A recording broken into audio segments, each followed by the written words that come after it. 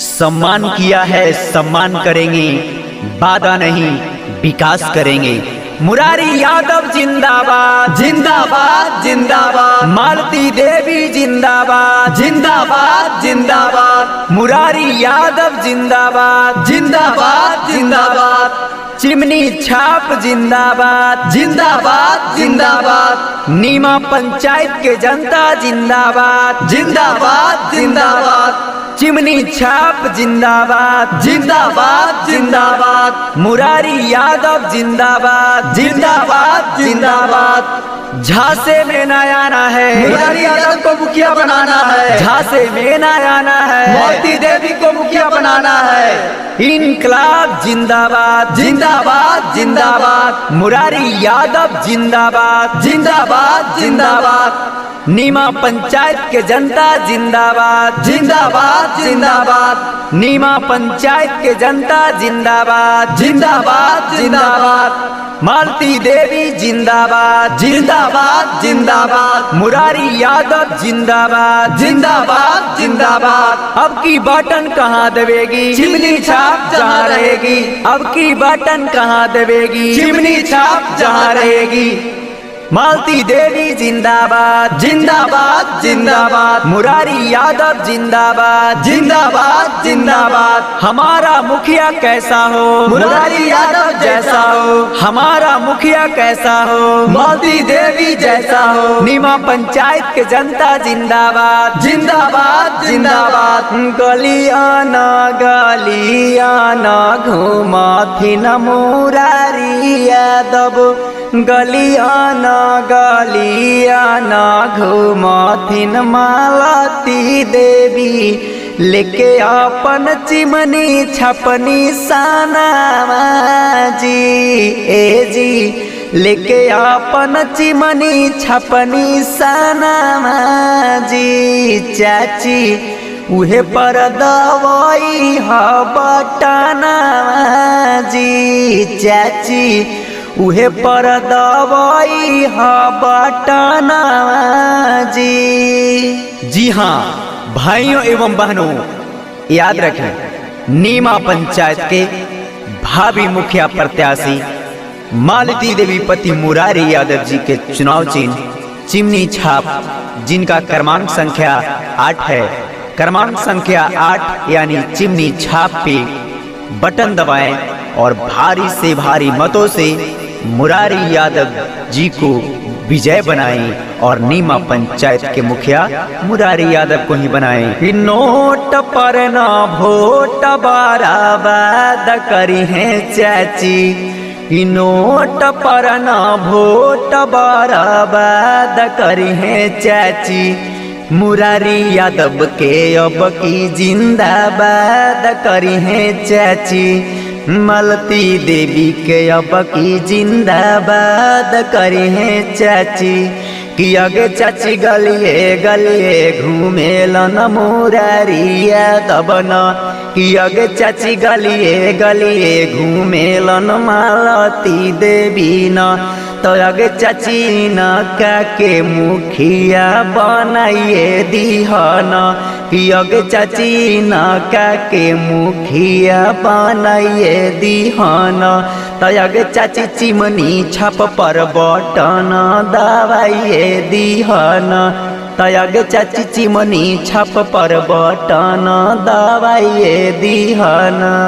आप लोग तमाम जनता से अपील है, ये मेरा अनुरोध है कि मुरारी यादव अगर नीमा पंचायत के मुखिया बनते हैं तो आपके नीमा पंचायत में गली गली विकास होगी, नली बनेगी, रोड बनेगी, सड़कें बनेगी, इंदिरा आवास मिलेगी, वृद्धा पेंशन मिलेगी, यानी जितनी सारी सुविधाएं अपने पंचायत में की जाती है, जब मुरारी यादव मुखिया बनेंगे तो सारी सुविधाओं को उपलब्ध कराएंगे और अपने नीमा पंचायत को विकसित बनाएंगे, विकासशील बनाएंगे। चिमनी छपनी सनावा लेके सिरहनावा सुती होगे चाची, चिमनी छपनी सनावा लेके सिरहनावा सुती होगे चाची, दाबेल बटनमा सिकी गे चाची, दाबेल बटनमा सिकी गे चाची।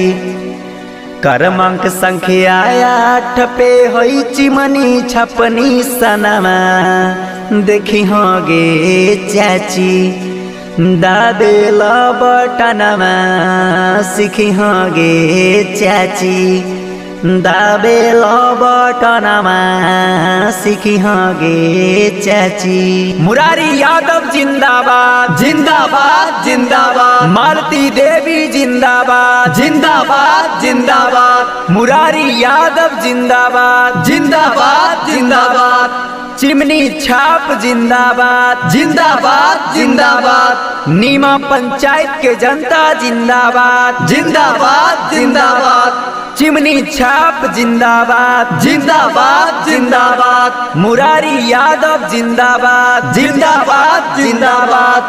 झांसे में न आना है, मुरारी यादव को मुखिया बनाना है, झांसे में न आना है, मालती देवी को मुखिया बनाना है।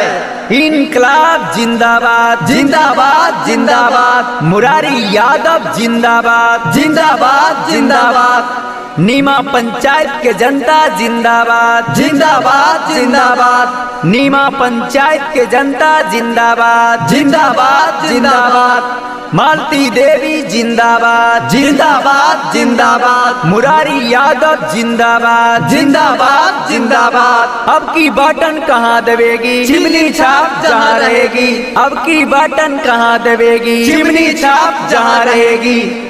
मालती देवी जिंदाबाद जिंदाबाद जिंदाबाद, मुरारी यादव जिंदाबाद जिंदाबाद जिंदाबाद, हमारा मुखिया कैसा हो, मुरारी यादव जैसा हो, हमारा मुखिया कैसा हो, मालती देवी जैसा हो। नीमा पंचायत के जनता जिंदाबाद जिंदाबाद जिंदाबाद। भाइयों एवं बहनों याद रखे, मालती देवी पति मुरारी यादव जिनका चुनाव चिन्ह चिमनी छाप यानी क्रमांक संख्या 8 पे आप लोग बटन दबाएं और मालती देवी पति मुरारी यादव जी को मुखिया बनाएं और अपने पंचायत में विकास करें। क्योंकि हर पत्थर चमकदार नहीं होता, हर पत्थर चमकदार नहीं होता और हर उम्मीदवार वफादार नहीं होता, हर उम्मीदवार वफादार नहीं होता। कि नीमा पंचायत के मुखिया मुरारी यादव के बनाई है, नीमा पंचायत के मुखिया मालती देवी के बनाई है। त चिमनी छपनी सानावा पर बटना दवाई है, त चिमनी छपनी सानावा पर बटना दवाई है। केतनो बहा कैथुन विरोधियन के झांसा में न आई है, चिमनी छपनी सानावा पर बटना दवाई है, चिमनी छपनी सानावा पर बटना दवाई है। याद रखें, मालती देवी पति मुरारी यादव जी को चिमनी छाप यानी क्रमांक संख्या 8 पे बटन दबाएं और भारी से भारी मतों से विजय बनाएं। सिर्फ हंगामा खड़ा करना मेरा मकसद नहीं, सिर्फ हंगामा खड़ा करना मेरा मकसद नहीं। मेरी कोशिश है कि ये खूबसूरत पंचायत और भी खूबसूरत हो जाए, और भी खूबसूरत हो जाए। तो आप लोग को अगर अपने पंचायत को खूबसूरत बनाना है, नीमा पंचायत में विकास की गंगा बहाना है, विकास दिखना है, तो मालती देवी पति मुरारी यादव जी को चिमनी छाप पे बटन दबाएं, यानी कि क्रमांक संख्या 8 पे चिमनी छाप पे बटन दबाएं और भारी से भारी मतों से विजय बनाएं। हमारे मुरारी यादव जी को मुखिया बनाएं और अपने पंचायत में विकास का काम कराएं। कि नीमा पंचायतवा से खड़े हथिन मालती देवी, इनका के मुखिया बनाई है। नीमा पंचायतवा से खड़ा हथिन मुरारी यादव, इनका के मुखिया बनाई है। सुनाए भैया चाचा कहीं हाथ जोड़िया, सुनाए भैया चाचा कहीं हाथ जोड़िया, चिमनी छाप पर बटन दबाइहा, चिमनी छाप पर बटन दबाइहा। ग्राम पंचायत नीमा से मुखिया पद हेतु सुयोग कर्मठ, संघर्षशील, ईमानदार, शिक्षित एवं समाज सेवी महिला उम्मीदवार मालती देवी पति मुरारी यादव जी, पूर्व सरपंच, जिनका चुनाव चिन्ह चिमनी छाप क्रमांक संख्या 8 पे बटन दबाएं और भारी से भारी मतों से विजय बनाएं, नीमा पंचायत के मुखिया बनाएं और अपने पंचायत में विकास का काम कराएं। मुरारी यादव जिंदाबाद जिंदाबाद जिंदाबाद।